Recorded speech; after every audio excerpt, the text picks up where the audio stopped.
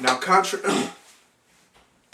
now, contrary to what most of us have been raised to believe, the greatest threat to a relationship is seldom, if ever, anything out there. Now, contrary to what any of us, the greatest threats to a relationship, more specifically the greatest threat to any relationship has very little to do with what's out there or who's out there, and everything to do with what's within us. Let me explain. Most of us come into relationships with preset expectations, preset ways of being, preset ways of thinking about what a relationship is supposed to look like. Therefore, we step into relationships looking for something as opposed to coming in with the greatest threat to a relationship. The greatest threat to a relationship has very little to do with what's the greatest threat to a relationship has very the greatest threat to a relationship has very little to do with what's out there and everything. The greatest threat to a relationship has very little to do with what's out there and everything to do what's The greatest threat to a relationship has very little to do with what's out there and everything to do with what's within us. Let me explain. When we step into relationships with obviously another individual, we are not only getting into a relationship with that person, but we're getting into a relationship with our own past memories, our own past. The greatest threat to any relationship has the greatest threat to your relationship. The greatest threat to any relationship has very little, if anything, to do with what's out there and everything to do with what's within us. Let me explain. When you get into a relationship, you're not only getting into this relationship, you're getting into a relationship with the greatest threat to any relationship has very little to do with what's out there. In fact, seldom. The greatest threat to any relationship has seldom, if anything, to do with the greatest threat to any relationship. The greatest threat to any relationship has very little to do with what's out there, if anything to do with what's out there, and everything to do with what's within us. Let me explain. When we get into relationships, we only oftentimes see what's on the surface, right? So we see that person, we see a new person, and we're seeing the character that they're showing us, right? We see their mask and then we show them our mask. In most cases, right? It's pretty surface level, and we start to get to know each other on that surface level. However, what we oftentimes don't consider is we're also getting into relationship with that person's past identity, or what they call themselves, the true identity, which is all the past programming, all their belief systems, whether it's limiting belief or empowering beliefs, all their childhood wounds, their traumas, everything they're dragging from their past. And on the other side, you're doing the very same.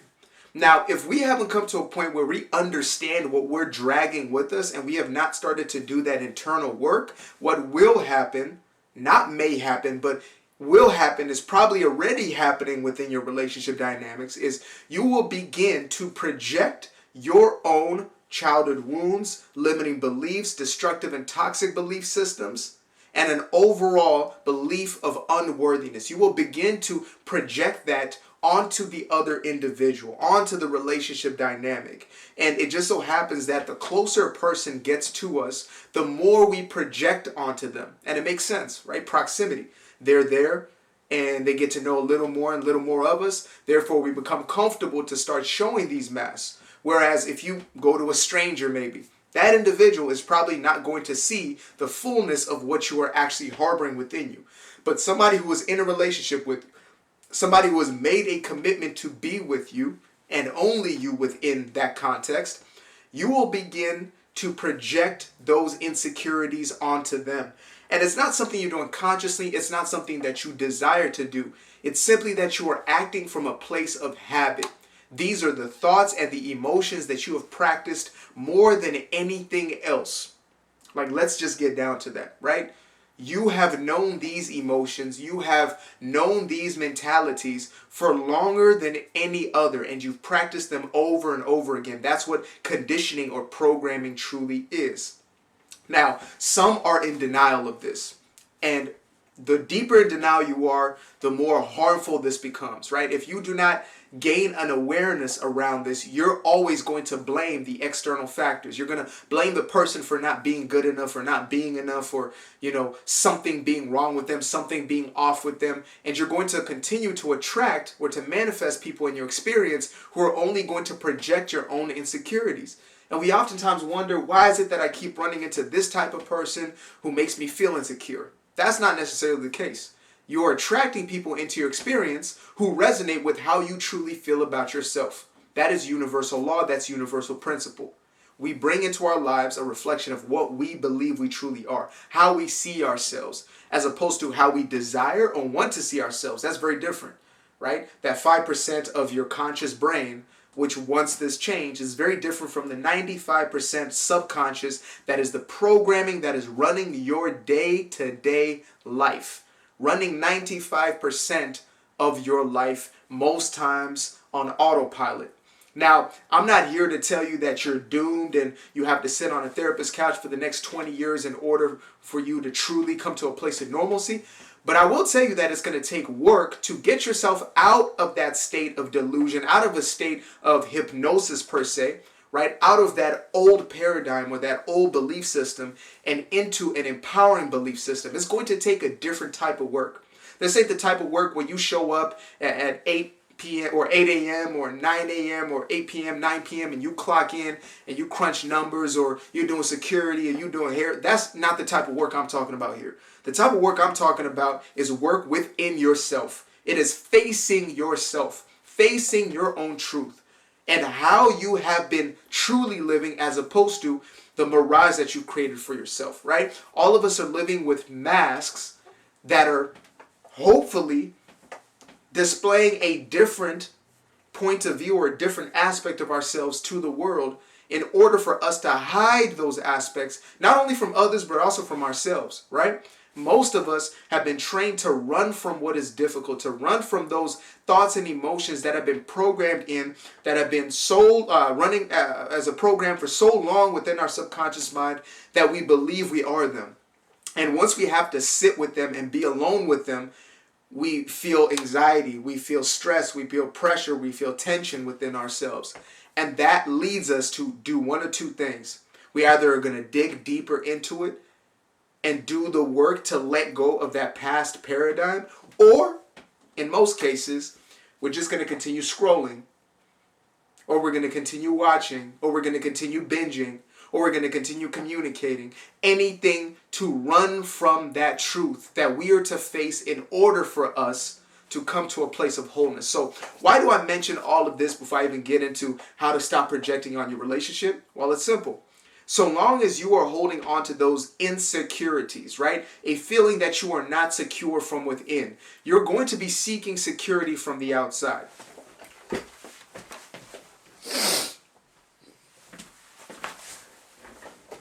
Just had to check on that camera life. And so long as you are seeking your security from the outside, so long as you feel as if you have no true security from within, which means you are living from a state of fear, you're living from a physiological state of fight or flight, you're always going to be projecting those insecurities onto others. There's no other way.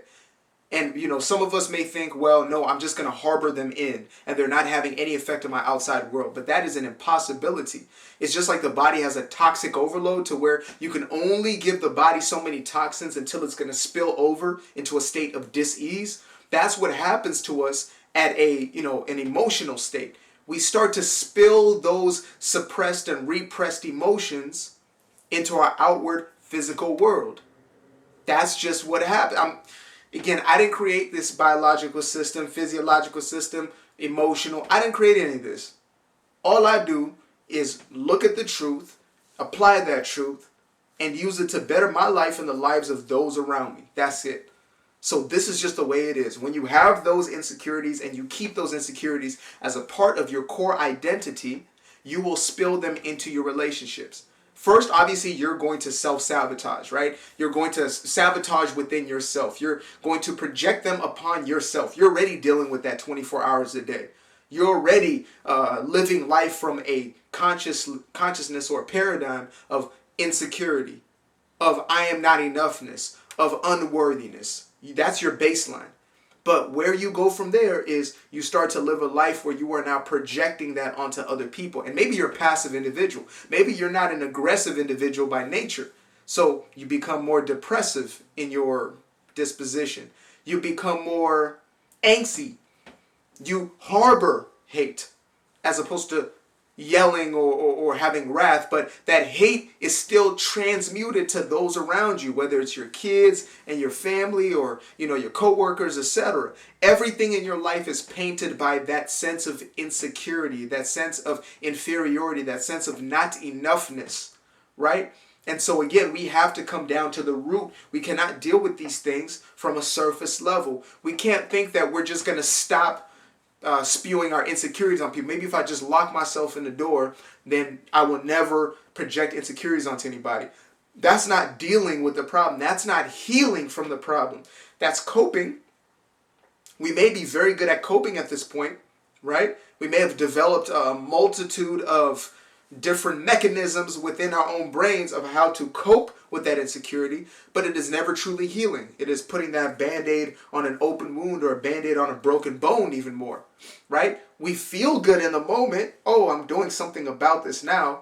And the thing that you're doing about it is repressing or suppressing what it is that's actually going on under the hood of your car. So when we find ourselves finally coming into awareness that our insecurities are running and ruling our lives, then what's next is to realize that, again, this has been trained into you. I don't know how it happened and when it happened. Well, I know how it happened, but I don't know when or what the sequence was. But all I know is that you were made to feel as if you were not safe, as if you were not secure within your own skin, within this life, right? Within this world. You were made to feel as if life is not safe and life cannot be trusted, which is a flawed premise and a flawed belief system that was perpetuated either through your parental figures or, your environment, your media, your whatever it was, or most times it's a mix of all of those. You were made to feel as if your world is not safe. Therefore, you must look for ways to create that security with external things. And so you place your focus externally when in reality, nothing outside of yourself can ever make you feel secure. Nothing. I don't care what it is. I don't care who it is. You might find yourself the most secure, most confident, most loving, most appreciating person on the entire planet, in the known and unknown multiverse. And you still will not feel a sense of true security because you are not cultivating it from within yourself. And that's the only place that we can truly cultivate a sense of true security. That's why it's called insecure. It's what's happening within you at this moment in time, right? What we're looking for is to go from insecurity to inner security, where you go from a place of feeling like you don't have security to a place where you do. And the baseline of this belief system is knowing that you truly do live in a world, or you truly exist in a space that is safe. And that may be hard for you to digest right now. You may be hearing me thinking, you don't know what I've been through. You don't know what my life looked like. You don't know how hard it was for me. Trust me, I get it. I get it, and it's valid. But I will tell you this, and this is just straight facts, and even I can't deny it no matter how many ways I looked at it. You have a heart that beats continuously, right? Your heart is pumping blood through your body. It is essentially providing you with the electric field that is giving you life, right? If your heart stopped, life stops. Yet not once did you have to ask your heart to beat. Not once did you have to do something. You didn't have to go out and seek something, right? Maybe you've been doing so much damage to your body that now they have to put you on a machine, but that's different. I'm talking about your body naturally is always beating, persistently, consistently, and yet we don't even think about it most times. We don't start thinking about it until we lose the ability. That's something that we have been trained into as well, right? A place of complaining and blaming as opposed to a place of gratitude and appreciating what is there when it is there. So you have a heartbeat that continues to go without you having to ask, having to pay anybody, having to do anything, right? You have a body with organs that are doing work for you consistently. You have the ability to breathe in and breathe out. Again, maybe you're on a machine now. Maybe you've taken your body to such an extent that you need a machine, but still, your body is always looking to heal, to get to a state of homeostasis, a state of balance, a state of harmony, a state of ease. That's why when you have a lack of ease, they call it dis-ease, because it's when the body is thrown out of its natural state. So your natural state is health. Your natural state is peace. The only reason you do not feel it, or there feels like there's a lack of it, or the opposite of it, is because there is a program running in your head for the very opposite. And that was placed there through repetition of thought and repetition of emotion. Emotions and thoughts that you became addicted to over a period of time. And those became your norm. Those became your comfort. And so each time you deviate from those, you feel a sense of discomfort. You feel a sense of lack. Your body tries to remember your identity, what you identify with. So it looks to perpetuate that feeling that you're used to of insecurity. And it is not until you start to truly have an awareness higher than that insecurity, realizing that you are not the insecurity, you are not that negative emotion. It is only then that you will start to overcome it. And it is only when you find yourself finally giving yourself to a process such as meditation. Yes, we can all do it. It's not sitting in crisscross applesauce. That's not what I'm talking about. When we talk about meditation, it's speaking of awareness. When we become aware and we start to distance our emotions from our memories, our emotions from our thoughts, and we become the observer of those thoughts, they now take on less and less power over us. Right? The only reason why we feel tortured by these feelings is because, or these thoughts, is because the feelings behind those thoughts are so strong. And once we start to become the observer, or once we start to take away the emotional feel or the emotionality of those thoughts, then we start to free ourselves from those memories. You know, Joe Dispenza, or Dr. Joe Dispenza, brilliant teacher within the mind science space, he says, an emotion or a thought without the emotion, or a past thought without the emotion, is wisdom.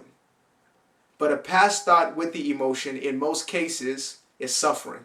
I don't know if he said the second part, but the first part he for sure said. And so that's the reality in our situations, in our life circumstances, is when we have all of these thoughts that are so emotionally charged with negative emotions, then we are tied to them.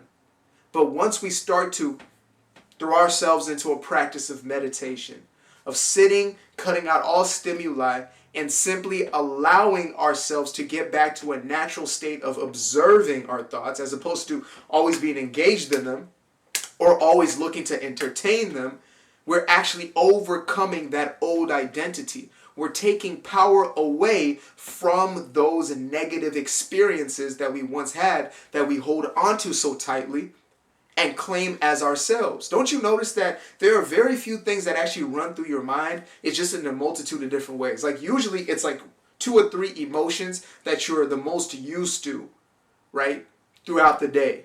Like if you're somebody who is, let's say depressive, you feel depressed, you feel anxious, and you feel inadequate or insecure.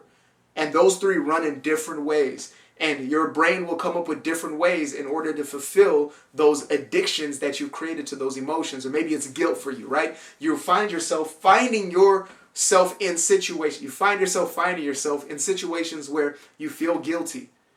And you will do that until you break that cycle. And the only way we can break that cycle is to truly get ourselves in a process of powerful forgiveness, which is the letting go of completely. And we do that through using tools such as meditation, which is one of the most powerful tools we've been given. Something that most of us run from and make excuses about until we realize it is the most important practice we can adopt in order for us to become something other than what we currently are. So if you are in this state right now, make sure to subscribe to this channel, and we are going to help you to get through this process, period.